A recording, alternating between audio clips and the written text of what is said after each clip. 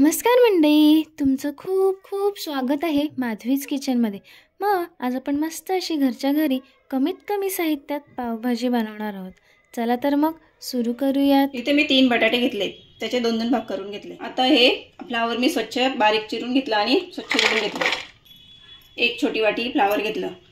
तेवढेच आपण शिमला मिरची घेतली, मटर घेतली अर्धी वाटी आणि हे आपण बारीक चिरून बीट घेतले 2-3 तुकडे. आता याच्या सगळ्या भाज्यांमध्ये आपण पाणी घालून घेऊया. 1 ग्लास पाणी घालून घेतलं. आता गॅसवरती आपण कुकर ठेवलंय, त्याच्यामध्ये जाळी ठेवली आणि 1 ग्लास पाणी घातलंय आणि एक लिंबूची फोड टाकली, कुकर खराब नको व्हायला म्हणून. आणि याच्यामध्ये आता हे बटाटे उकडायला लावायचे. त्याच्यावरच आपण भाज्यांचा डबा पण ठेवू आणि 15 मिनिटं आपण 3 शिट्ट्या येईपर्यंत मोठ्या गॅसवरती सगळ्या भाज्या आपण शिजवून घेऊ. आता इथे आपण कुकरमध्ये भाज्या शिजवून घेतल्या. कुकरच्या 3 शिट्ट्या करून घेतल्या. भाज्या छान शिजलेत. आता ही आपण चमच्याने मॅश करून घेऊ. भाज्या छान शिजवून आलेल्या आहेत. याच्यामध्ये आपण बीट घातल्यामुळे याला कलर पण छान आलेला आहे.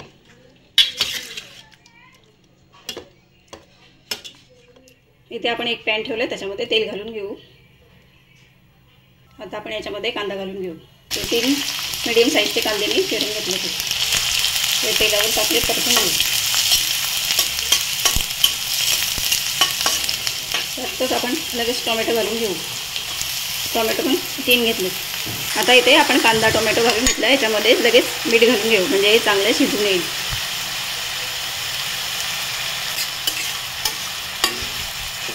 आता 5-6 मिनिटं आपण कांदा चांगला बारीक गॅसवरती शिजवून घेऊ.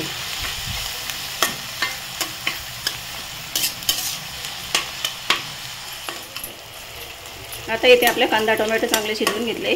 5-6 मिनिटं आपण मीडियम गॅसवरती चांगले शिजवून घेतले. आता याच्यामध्ये आपण 1 पॅकेट पावभाजी मसाला घालू. काश्मीरी लाल तिखट हा 1 चमचा घालू आणि 1 चमचा अद्रक लसूण पेस्ट. आता हे 2 मिनिटं आपण चांगले मसाले भाजून घेऊ.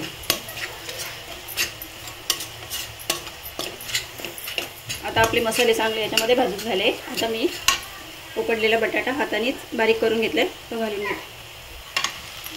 आता बटाटा हा आपण 2 मिनिटं मिक्स करून घेऊ याच्यामध्ये. आता ह्या सगळ्या भाज्या शिजवलेल्या आपण मॅश करून घेतलेत, ते घालून घेऊ.